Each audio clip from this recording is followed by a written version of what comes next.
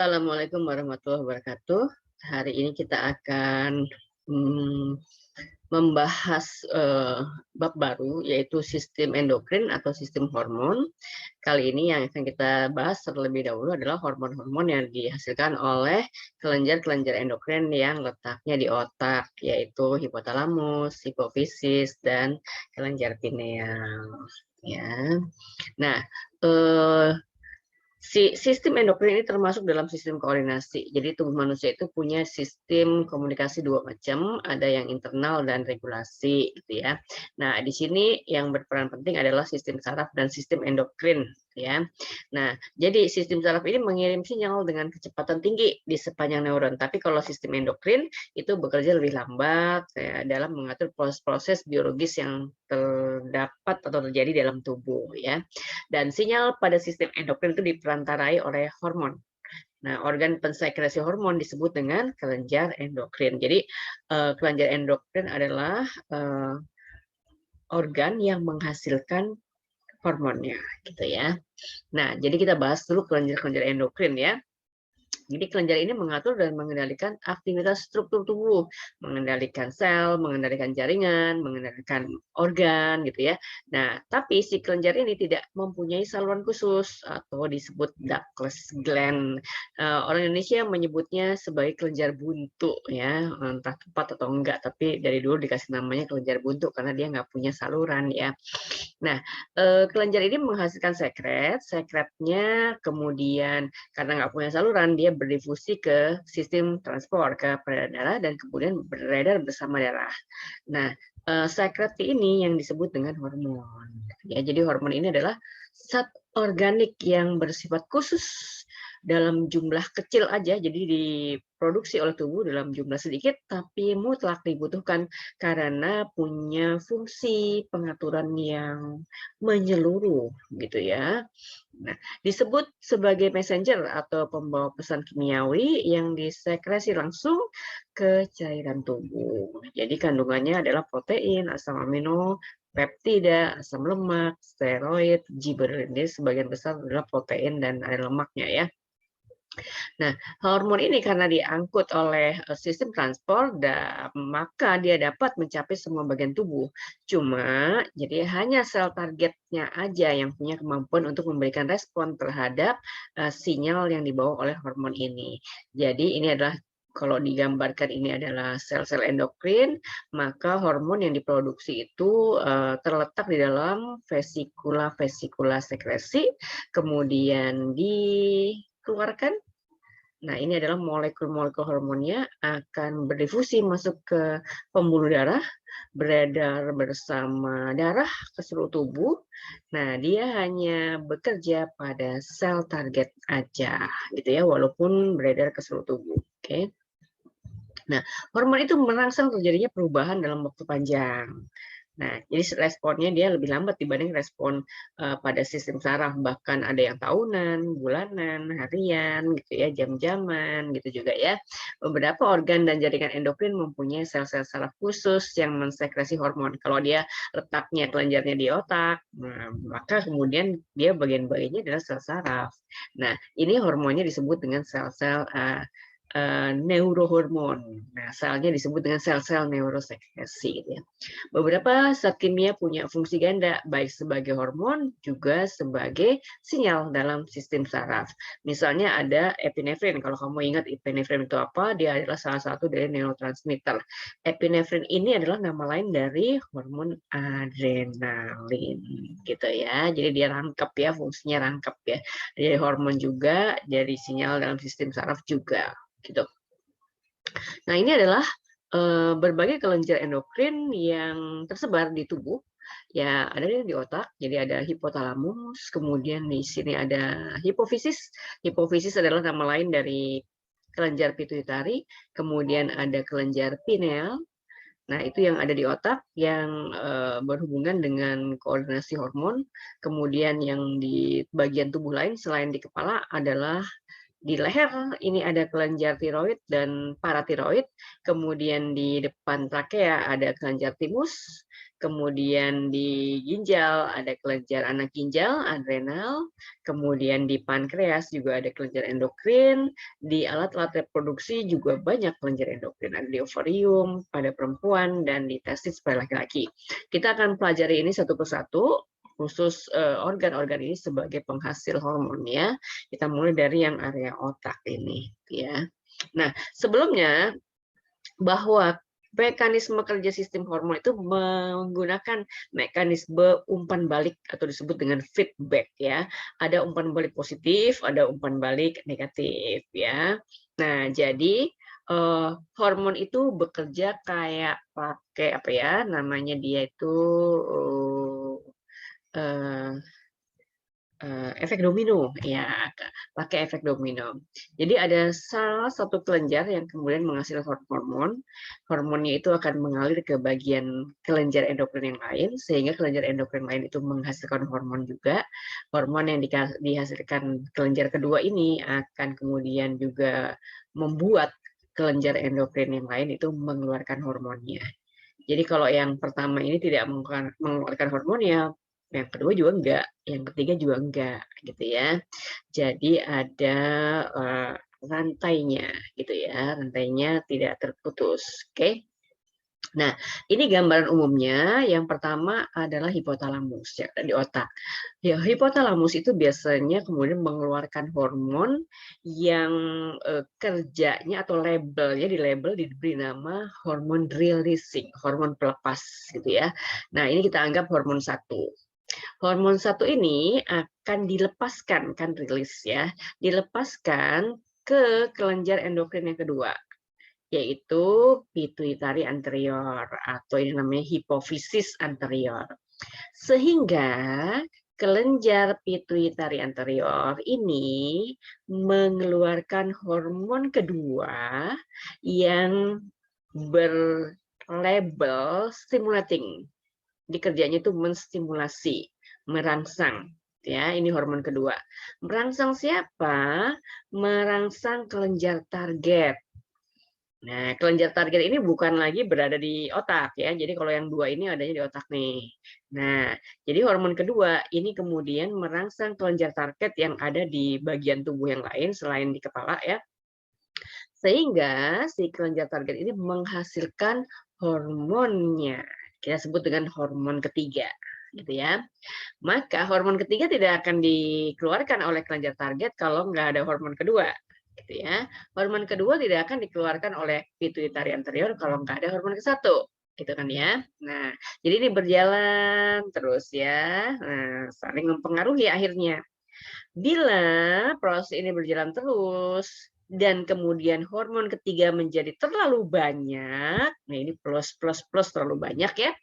Banyaknya hormon ketiga bisa menjadikan umpan balik negatif ke kelenjar yang pertama, gitu ya. Sehingga kalau ini terlalu banyak, hormon ketiga terlalu banyak, umpan baliknya negatif ke kelenjar yang pertama, maka hipotalamus akan mengurangi produksi hormon satunya. Masuklah ke sini. Sehingga pituitari anterior akan mengurangi produksi hormon keduanya.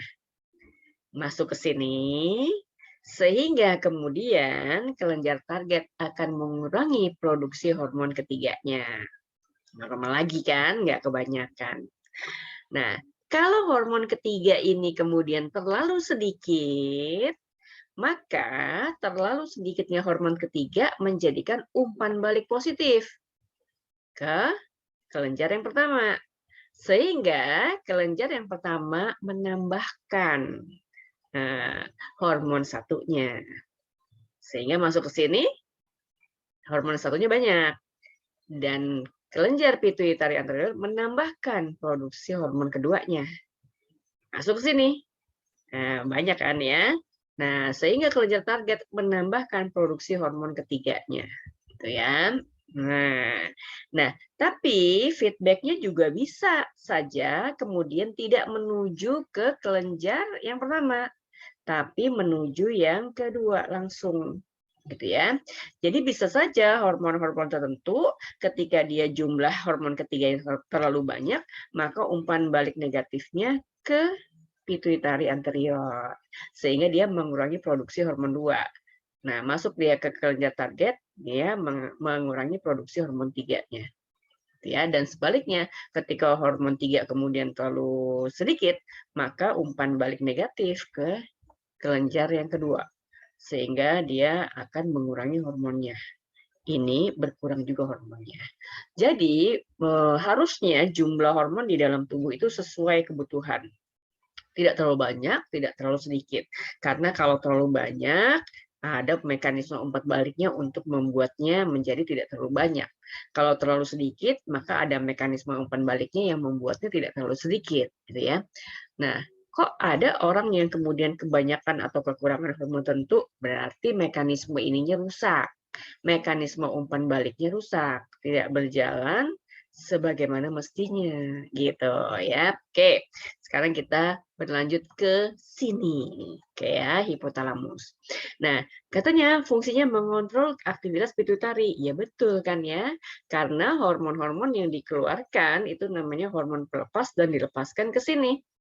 Kalau dia tidak mengeluarkan hormonnya ke pituitari, maka pituitari tidak akan mengeluarkan hormonnya pula, gitu kan ya. Nah, jadi maksudnya kalimat itu begini.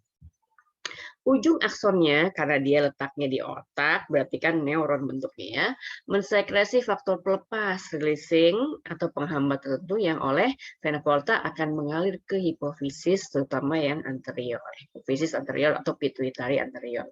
Tempat zat tersebut merangsang atau menghambat pelepasan hormon pituitari tertentu. Ingat bagian yang ini ya. Nah, jadi kalau dia mengeluarkan hormon satu, maka hormon satu akan masuk ke sini. Nah, ketika masuk ke sini, maka dia akan melepaskan hormon 2. Kalau hormon 2 kemudian dilepaskan, dia akan menuju kelenjar target, dan kelenjar target akan mengeluarkan hormon 3, gitu ya. Nah, hormon-hormon yang disekresi oleh hipotalamus itu namanya ada huruf R-nya karena singkatan dari releasing, gitu ya. Jadi ada 4 hormonnya, CRH, TRH, GNRH, dan GHRH.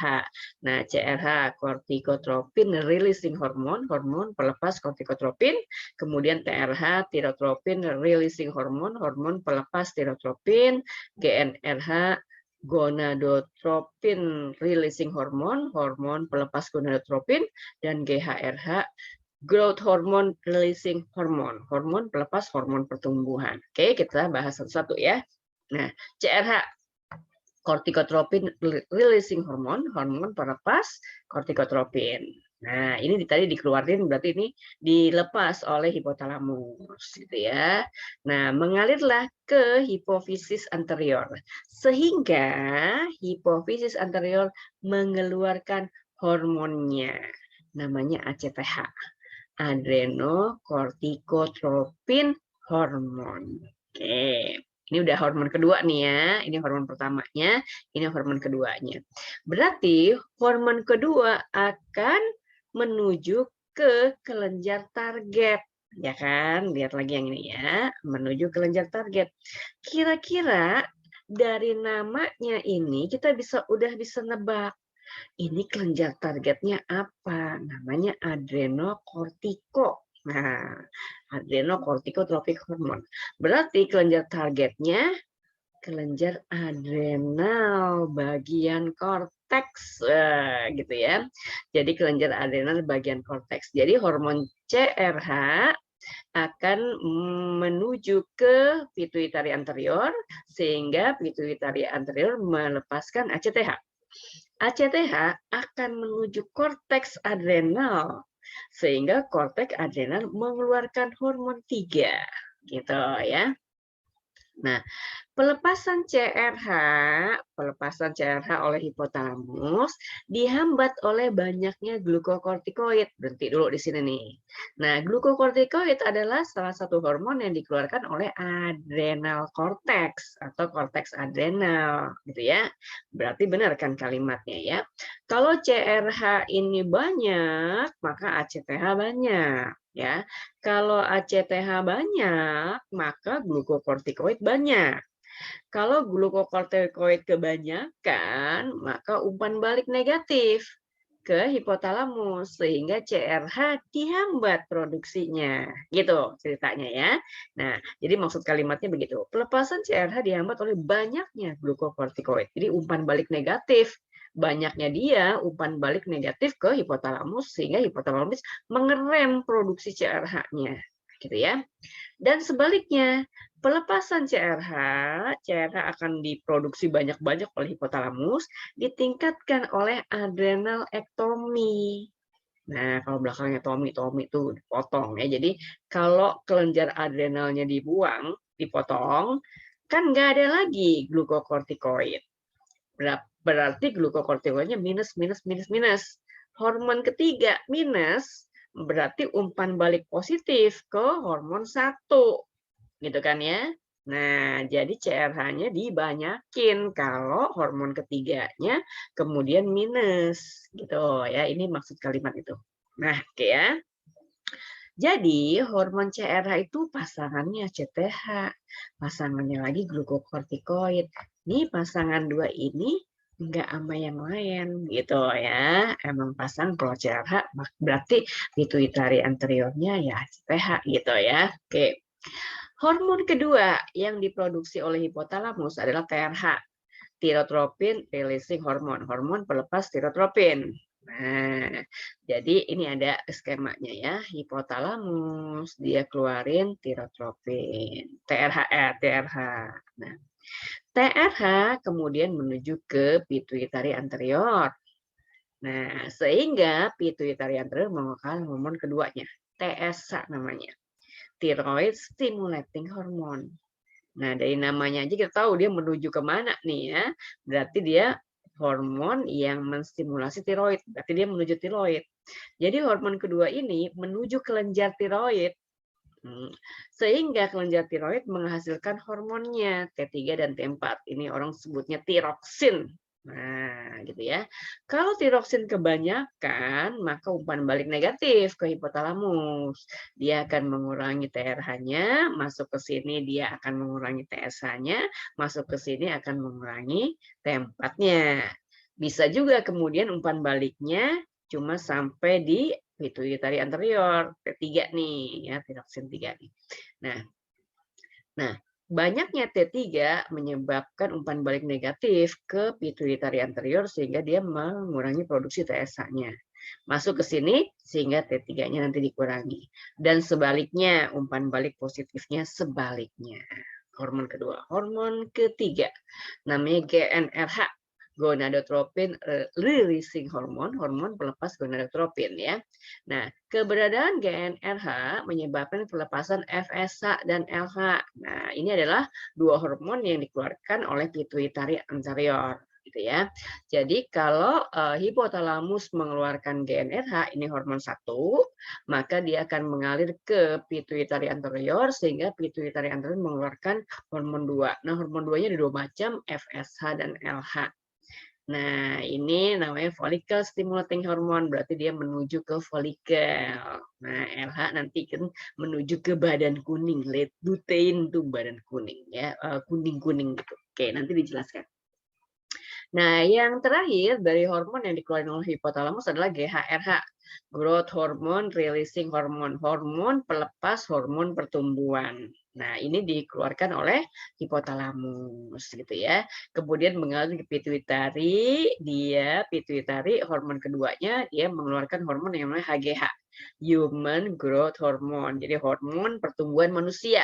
Jadi hormon pertumbuhan manusia tidak sama dengan hormon pertumbuhan pada makhluk yang lain, gitu ya. Nah, hormon pertumbuhan manusia itu bisa menstimulasi organnya langsung, misalnya hati, gitu ya. Dia mengeluarkan faktor pertumbuhan, kemudian menuju ke jaringan lemak, kemudian dia menuju jaringan otot, menuju jaringan tulang. Nah, ini hubungannya sama pertumbuhan, gitu ya. Nanti kita bahas ya. Oke, itulah 4 hormon yang diproduksi oleh hipotalamus yang dikeluarkan oleh hipotalamus ya. Jadi hormonnya adalah CRH, TRH, GnRH dan GHRH. Nah, sekarang kita masuk ke kelenjar kedua, kelenjar penghasil hormon yang kedua, yaitu kelenjar pituitari atau nama lainnya kelenjar hipofisis. Nah, pituitari hipofisis letaknya di bawahnya hipotalamus ya, hipo ya. Terletak di dasar otak di bawah hipotalamus, ukurannya sebesar kacang ercis. Nah, dulu disebut master of gland karena sebagian besar sekresinya mengontrol kegiatan kelenjar endokrin yang lainnya karena dia bekerja ke kelenjar target sehingga kelenjar target mengeluarkan hormon ketiganya ya. Tapi sebenarnya dia sendiri juga dikontrol oleh hipotalamus gitu kan ya. Nah, jadi ini udah jarang disebut nih. Berarti kan kalau gitu hipotalamusnya grandmasternya gitu ya, hipofisisnya masternya gitu ya. Nah, jadi mekanisme kerja pituitari itu dikendalikan oleh hipotalamus ya. Kalau hipotalamus nggak merilis hormonnya, maka ke sini ke hipofisis, maka dia tidak juga melepas hormon stimulatingnya gitu ya. Nah, jadi pituitari ini ada 3 bagian, ada lobus anterior atau pituitari anterior, kemudian ada lobus tengah, lobus intermediate, dan lobus yang sebelah belakang atau lobus posterior. Masing-masing mengeluarkan hormonnya. Kita mau bahas dulu yang ini, yang berhubungan langsung dengan hormon-hormon yang dirilis oleh hipotalamus itu adalah pituitari anterior. Ya. Nah, dia mengeluarkan 6 hormonnya. Ya. Jadi, pituitari anterior ada 6 hormonnya. Hormon pertumbuhan manusia HGH, nama lainnya somatotrof, kemudian hormon adenokortikotropik atau ACTH, kita udah kenal tadi ya. Hormon perangsang tiroid atau TSH atau tirotrof, nama lainnya. Hormon perangsang folikel FSH, hormon luteinizing hormon ini LH, dan prolaktin atau LTH, luteotropik hormon. Nah, ini sebagian sudah kita kenal tadi sebelumnya waktu kita bahas hormon-hormon yang diproduksi oleh hipotalamus. Kita lihat dulu yang pertama, hormon pertumbuhan manusia atau HGH, Human Growth Hormone atau nama lainnya somatotrof. Ini fungsinya mengontrol pertumbuhan tubuh dan tulang, meningkatkan jumlah protein dalam sel dengan meningkatkan sintesis protein. Nah, dia juga memobilisasi, menggerakkan lipid dari jaringan, meningkatkan simpanan glikogen dalam hati dan otot. Maka tadi gambarnya yang ini ya. Nah, jadi HGH itu ke hati tadi ya, kemudian ke jaringan adiposa, ke otot, ke tulang gitu ya. Oke. Nah, kalau membicarakan hormon, pasti yang dibicarakan adalah kalau kelebihan kenapa, kalau kekurangan kenapa, gitu kan ya. Nah, karena dia jumlahnya nggak boleh kelebihan, nggak boleh kekurangan, ada aja nanti gangguannya gitu ya, atau kelainannya. Nah, namanya hormon pertumbuhan berarti berhubungan dengan masa pertumbuhan. Masa pertumbuhan biasanya pada laki-laki sampai usia 21 tahun, pada perempuan sampai usia 18 tahun gitu ya. Nah, di masa pertumbuhan maka hormon ini harus cukup sehingga pertumbuhan berjalan normal gitu ya. Kalau pada masa pertumbuhan kekurangan hormon ini berarti pertumbuhannya juga terganggu. Kalau kelebihan gimana? Kalau kekurangan gimana? Kalau misalnya kekurangan atau kelebihan itu terjadi di luar masa pertumbuhan, bagaimana? Kan sudah tidak tumbuh lagi. Kalau kelebihan dan kekurangan, kenapa? Gitu kan. Nah, itu yang dibahas ya. Nah, jadi kita bahas kalau kelebihan kenapa? Hipersekresi. Jadi kelenjar ini kelebihan memproduksinya itu hipersekresi. Kita bagi 2 keadaan, kalau kelebihannya di masa pertumbuhan dan kelebihannya di luar masa pertumbuhan, masa dewasa ya. Kalau di masa pertumbuhan kelebihan hormon HGH maka menyebabkan gangguan atau kelainan yang disebut dengan gigantisme. Jadi tubuhnya tinggi tapi proporsional, maksudnya proporsional ya ukuran kepala dibandingkan dengan badannya, dibandingkan dengan panjang kaki dan tangannya ya proporsional gitu ya. Bukannya oh ini palanya kecil amat ya, oh tangannya panjang banget, nggak gitu, dia proporsional, gigantisme namanya ya. Jadi kalau kelebihan hormon HGH di masa pertumbuhan menyebabkan gigantisme dengan ciri-ciri seperti ini ya. Nah, sedangkan kalau kelebihan hormon HGH saat dewasa atau setelah masa pertumbuhan, ini menyebabkan gangguan yang namanya akromegali. Apa ciri-cirinya? Kulit, lidah, bibir, hidung, telinga tebal-tebal. Pertumbuhan tulang, tangan, kaki, rahang, tengkorak meningkat. Ya. Sedangkan tulang lainnya normal. Jadi ini mukanya tebal, ya, tulangnya tebal-tebal gitu ya. Tangan sama kakinya juga gitu, dia panjang-panjang gitu ya. Itu akromegali namanya. Nah, kalau kekurangan hormon HGH di masa pertumbuhan, pasti kan mengganggu ya, pertumbuhannya jadi terganggu gitu, jadi nggak normal kan ya. Nah, ini menyebabkan gangguan atau kelainan yang disebut dengan kerdil. Kerdil yang disebabkan karena kekurangan hormon HGH disebut dengan kerdil dwarfisme. Nanti ada kerdil lagi yang disebabkan hormon tiroksin ya, lain lagi nih. Ini dwarfisme dengan ciri-ciri. Nah, ini namanya kerdil pituitari ya. Tubuhnya kecil, kan kerdil. IQ-nya normal, berarti proses berpikirnya normal. Tidak mencapai kematangan seksual, berarti dia mandul, ya steril ya, tidak mencapai kematangan seksual. Oke. Nah, ini beberapa gambar yang menunjukkan bahwa ada orang-orang yang mengalami gangguan ketika dia kelebihan atau kekurangan hormon HGH. Ini tinggi banget dia kelebihan hormon HGH nih, Bapak ini. Kemudian pada suatu ketika ditemukan dengan manusia terkecil di dunia. Kemungkinan besar dia mengalami kerdil dwarfisme ya. Nah, ini adalah ibu guru ya yang mengalami akromegali. Dia kelebihan hormon pertumbuhan di setelah dewasa. Jadi tebal-tebal ya, mukanya tebal, tangannya tuh gede-gede, kakinya juga begitu ya. Ini badannya tebal-tebal. Oke. Nah, beda sama yang ini gitu ya. Kelebihan hormon HGH di masa pertumbuhan gitu ya. Ini sebenarnya tinggi profesional, cuman dia tinggi banget gitu kan. Jadi akhirnya jadi melengkung badannya gitu ya. Kemudian dia berjalan dengan tongkat. Oke, ini yang dwarfisme ya. Nah, itu hormon HGH. Yang kedua adalah hormon ACTH. Adrenocorticotrophic hormon yang sebelumnya udah terbahas juga ya. Jadi ini hormon yang dikeluarkan oleh pituitari anterior. Penyebab pertamanya karena ada hormon CRH yang dikeluarkan oleh hipotalamus gitu ya. Nah, hormon ACTH ini kemudian menuju kelenjar target. Kelenjar targetnya adalah korteks adrenal sesuai dengan namanya ya, adrenokortiko, ya, korteks adrenal.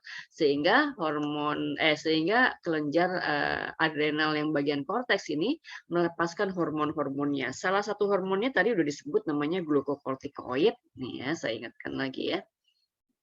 Glukokortikoid nih salah satu hormon yang diproduksi oleh kelenjar adrenal, yang ada lagi dua lagi yang lain, sehingga 3 hormon itu termasuk di dalam kelompok hormon yang disebut dengan adrenokortikosteroid. Ini adalah hormon-hormon yang dikeluarkan oleh korteks adrenal. Tiga-tiganya bersifat steroid. Nanti akan dibahas ya. Nah, kemudian hormon ketiga yang diproduksi oleh pituitari anterior adalah hormon TSH, thyrotropion stimulating hormone atau thyroid stimulating hormone. Ini nama lainnya thyrotrof. Nah, ini akan menuju, nah ini kan hormon kedua ya. Nah, ini akan menuju kelenjar tiroid sehingga tiroid mengeluarkan hormon tiroksinnya. Ini hormon ketiganya, gitu ya. Nah, mekanisme umpan baliknya kamu udah paham tadi, gitu ya. Yang keempat adalah hormon FSH, hormon follicle stimulating hormone, hormon penstimulasi folikel, hormon yang merangsang folikel. Nah, ini adalah hormon-hormon yang bekerja pada alat reproduksi, disebut dengan gonad ya, alat reproduksi, sehingga disebut dengan gonadotropin. Nah, folikel itu ada di mana? Folikel itu ada dalam ovarium. Jadi kalau disebutkan ovarium itu adalah penghasil ovum, iya, tapi ovarium itu luas. Nah, badan penghasil ovumnya adalah folikel, gitu ya. Jadi ini nama hormonnya juga langsung ke folikel, bukan ke ovarium. Bukan hormon perangsang ovarium, tapi dia hormon perangsang folikel. Jadi folikel itu setiap bulan kalau pada perempuan dia akan tumbuh satu persatu, kemudian di dalamnya calon sel telurnya juga akan tumbuh menjadi telur yang matang, gitu ya. Nah, jadi hormon perangsang folikel ini adalah hormon kedua. Hormon pertamanya adalah GnRH yang dikeluarkan oleh hipotalamus. Kemudian ini adalah hormon yang diproduksi oleh pituitari anterior, hormon kedua. Nah, dia akan menuju folikel sehingga kemudian hormon ini fungsinya pada laki-laki dan perempuan ada lagi ya. Pada perempuan dia merangsang pertumbuhan folikel di ovarium ya, sesuai dengan namanya follicle stimulating gitu kan ya. Nah, kemudian dia bersama dengan hormon berikutnya namanya hormon LH, luteinizing hormone. ini sama juga dirangsang keluarnya oleh GnRH juga ya. Ini hormon kedua dari hipotalamus. Hormon pertamanya adalah GnRH, kemudian ini yang dikeluarkan oleh pituitary anterior juga. Nah, bersama-sama dengan FSH itu merangsang sekresi hormon estrogen. Nah, jadi si sel kelenjar targetnya adalah folikel nanti kemudian atau ovarium ya. Nah, sehingga kemudian bersama RH si hormon FSH ini merangsang produksi hormon ketiga yaitu estrogen. Nah, kemudian kalau hormon ketiga itu udah keluar itu juga dia bisa mematangkan sel telur. Kalau di perempuan setiap bulan sel telurnya harus dimatangkan satu yang akan matang gitu ya. Apakah laki-laki punya FSH? Punya, walaupun F-nya bukan ke folikel, tapi dia menuju ke tubulus seminiferus. Tubulus seminiferus itu letaknya di dalam testis. Nah, dia adalah organ khusus yang memproduksi sperma, gitu ya. Jadi, pada laki-laki FSH itu merangsang perkembangan tubulus seminiferus dan merangsang produksi sperma, gitu ya. Jadi namanya nggak diganti, masih FSH juga ya, bukan tubulus seminiferus stimulating hormone, enggak, nama umumnya FSH, walaupun F-nya bukan ke folikel kalau di laki-laki. Hormon kelima adalah luteinizing hormone, singkatannya LH. Nah, LH ini ketemu di sini tadi kita. Nah, ini ya. Nah, dia juga gonadotropin karena dia juga membuat kelenjar-kelenjar reproduksi itu mengeluarkan hormonnya gitu ya. Nah, ini adalah hormon yang dikeluarkan oleh pituitary anterior tadi bersama dengan FSH ya. Nah, pada perempuan LH ini fungsinya lebih lanjut lagi, tidak seperti FSH ya. Dia memecahkan folikel saat ovulasi. Kan kalau folikel tadi tumbuhnya itu dirangsang oleh FSH. Ketika dia tumbuh, folikel itu tumbuh, maka di dalamnya calon telurnya juga tumbuh. Nah, pada suatu ketika emang telurnya ini udah siap untuk dikeluarkan, maka pecahlah folikel. Nah, pecahnya folikel itu dirangsang oleh hormon LH. Nah, jadi telur yang matang kemudian kalau folikelnya pecah dia keluar. Ya. Nah, folikel yang udah pecah itu bukan sesuatu yang tidak berguna ternyata ya. Nah, sisa-sisa folikel itu kemudian berubah menjadi badan kuning, namanya corpus luteum. Maka namanya ini lutein gitu ya. Corpus luteum atau badan kuning. Nah, kemudian si LH ini merangsang si corpus luteum ini untuk mensekresi hormon berikutnya, yaitu progesteron. Kan hormon utama di perempuan itu estrogen, dan progesteron yang kedua gitu ya. Nah, jadi kalau dilihat dari cerita ini, hormon progesteron itu diproduksi setelah ovulasi. Karena dia ini yang memproduksi adalah corpus luteum. Corpus luteum itu adalah sisa-sisa folikel yang udah pecah. Jadi kalau nggak ada folikel yang pecah, nggak ada corpus luteum. Kalau nggak ada corpus luteum, maka LH tidak akan membuat corpus luteum itu memproduksi progesteron, gitu ya. Urutannya begitu. Tolong diingat-ingat gitu ya. Apakah di laki-laki ada LH? Ada, gitu ya. Nah, pada laki-laki LH ini, luteinizing hormone ini merangsang sel-sel endokrin di dalam testis. Nah, jadi dalam testis itu ada tubulus seminiferus yang memproduksi sperma, ada sel interstisial yang kemudian memproduksi hormon utama laki-laki yaitu testosteron. Gitu ya. Nah, jadi LH ini merangsang sel interstisial untuk keluarin hormon testosteron. Nah, kalau di laki-laki LH ini punya nama lain, namanya ICSH, interstitial cell stimulating hormone. Jadi hormon yang menstimulasi sel interstisial untuk mengeluarkan hormonnya. Jadi ini hormon ketiga, ini hormon kedua. Hormon pertamanya adalah GnRH gitu ya. Itu pasangan-pasangannya jangan lupa ya, pasangan-pasangannya jangan lupa. Kemudian mekanisme umpan baliknya bisa dibuat kan ya. Kalau testosteron terlalu banyak, maka umpan balik negatif ke GnRH. GnRH akan mengurangi produksi hormonnya. Hipotalamus akan mengurangi produksi GnRH. GnRH masuk ke pituitary anterior, maka pituitary anterior akan mengurangi LH. LH masuk ke sel target, kelenjar targetnya yaitu interstisial, sehingga dia mengurangi testosteronnya. Itu umpan balik negatif ya. Kalau umpan balik positifnya Kebalikan yang tadi ya, kalau testosteron terlalu sedikit, maka umpan balik positif ke hipotalamus sehingga hipotalamus akan menambahkan produksi GnRH. Masuk dia ke pituitari anterior, dia akan menambahkan produksi LH-nya. Masuk dia ke sel interstisial akan menambahkan produksi testosteronnya gitu ya. Jadi LH nama lainnya ICSH di dalam tubuh laki-laki. Oke. Nah, hormon yang keenam dari pituitari anterior adalah prolaktin atau LTH, luteotropik hormon. Jangan keliru sama luteinizing hormon ya, ada luteinnya juga nih ya. Prolaktin fungsinya memelihara sekresi estrogen dan progesteron oleh ovarium. Jadi produksi estrogen dan progesteron juga dibiarkan terus berproduksi kalau ada prolaktin. Gitu ya, kalau ada prolaktin. Jadi dia mempengaruhi produksi estrogen dan progesteron selain dipengaruhi oleh FSH dan LH gitu ya. Merangsang kelenjar susu untuk mensekresi susu setelah melahirkan.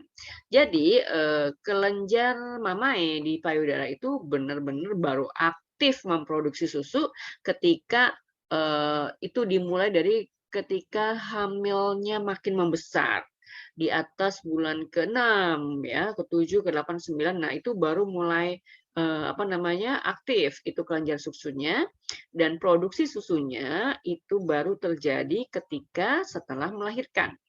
Jadi sebelumnya tidak ada susu yang diproduksi oleh kelenjar susu gitu ya, baru persiapan aja kalau ibunya hamil.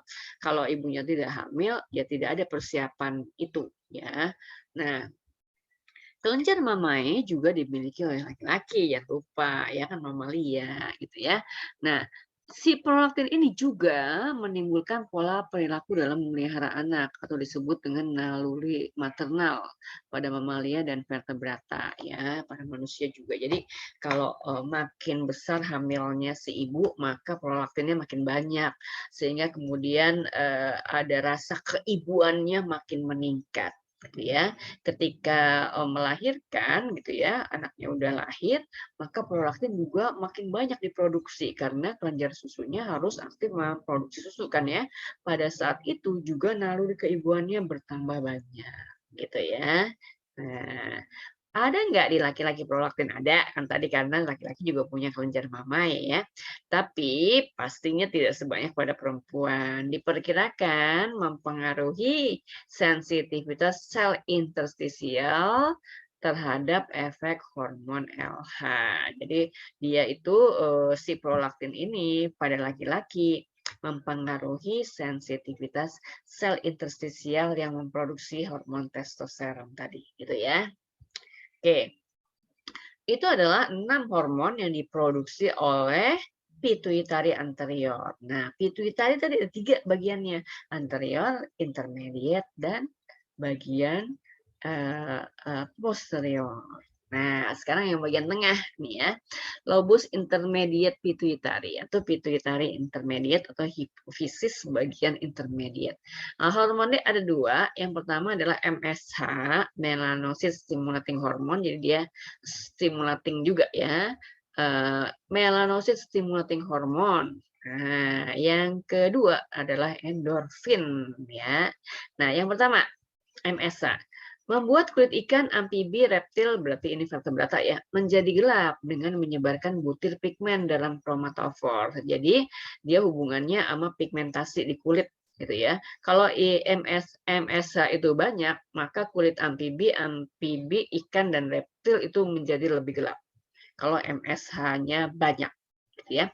Di manusia, sel-sel melanosit ini juga yang mengandung pigmen melanin, pigmen hitam melanin ya, bertanggung jawab pada pembentukan tai lalat, bintik hitam, dan warna coklat kalau kena sinar matahari karena dia dirangsang oleh matahari kemudian diproduksi banyak-banyak si melanin ya kalau ada UV itu ya.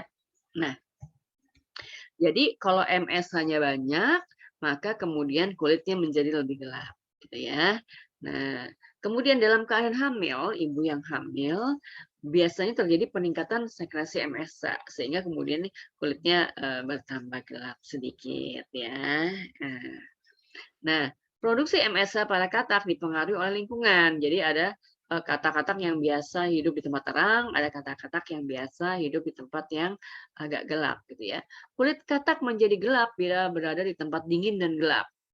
Nah, dan sebaliknya menjadi cerah di tempat panas. Berarti kan gini ya. Kalau di tempat gelap, MSH-nya banyak. Kalau di tempat terang, MSH-nya sedikit, gitu ya. Nah, jadi kalau kekurangan MSH pada katak menjadikan kulit menjadi lebih terang, ya. Kelebihan MSH menjadikan kulit lebih gelap. Nah, tadi katak-katak yang biasa hidup di tempat gelap berarti MSH-nya banyak, gitu ya. Katak-katak yang biasa hidup di tempat terang, MSH-nya sedikit. Oke. Hormon kedua yang dihasilkan oleh hipofisis intermediate adalah endorfin. Nah, endorfin ini disebut dengan opium tubuh karena dia bekerja menghambat rasa sakit gitu ya. Jadi endorfin itu kayak hormon senang-senang, hormon gembira gitu ya. Jadi kalau dia kekurangan gitu ya, maka kemudian kita tidak gembira gitu ya. Ini disebut dengan opium tubuh. Nah, yang terakhir dari hipofisis adalah lobus posterior, pituitari posterior, hipofisis posterior ya. Ini juga mengeluarkan dua hormon. Nah, hormonnya adalah oksitosin dan ADH.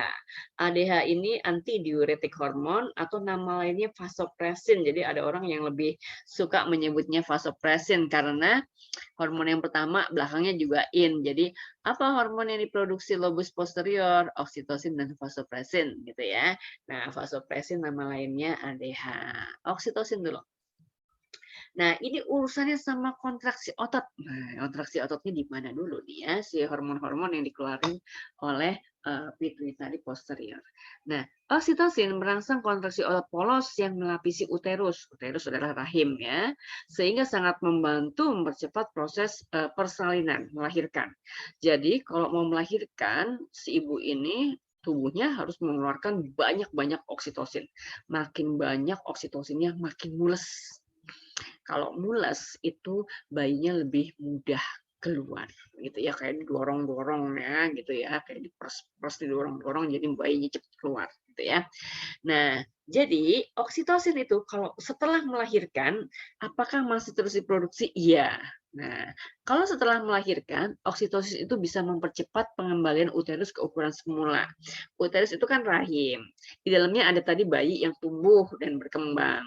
Hamil 1 bulan bayinya 1 cm, 2 bulan 2 cm, 3 bulan 3 cm, dan seterusnya kemudian jadilah dia panjang ya, seorang bayi gitu kan ya, bisa 45 cm, bisa 50 cm gitu kan ya.